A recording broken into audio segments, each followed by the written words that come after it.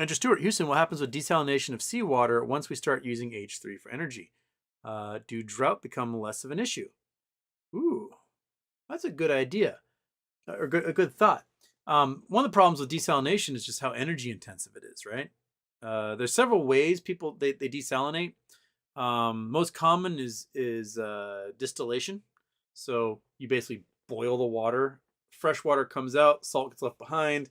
You can sell the salt or whatever, but you condense that steam back into water again. You can do it via electrolysis, so you can run a current through the water. The hydrogen breaks apart, the oxygen breaks apart, those float up, you recombine them in an explosion and convert it all again. And there's been some thought about doing electrolysis power plants. So you take energy from the grid, you pump it into the water, right? And then the hydrogen oxygen split apart. You recombine them again in an explosive process and say a combustion engine of some kind, which turns a generator and gives you some of your energy back and fresh water at the same time.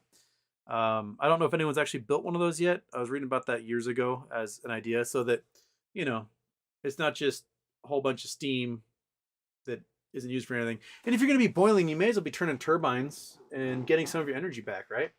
So, like a desalination plant where your cooling system or your steam plant was salt water, so that everything came from like cooling nuclear power, right? You need to pump steam through there to get some energy. So why not use salt water and then separate the salt from the water and desalinate that way?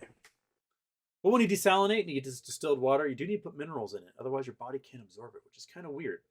Like you don't want to go to the grocery store and drink distilled water all the time because your body actually won't absorb it. You need salt, some kind of salts in there, and that salt doesn't necessarily mean like uh, uh, traditional table salt type salt, but these little minerals so that your body goes, wow, I'm gonna suck in this thing.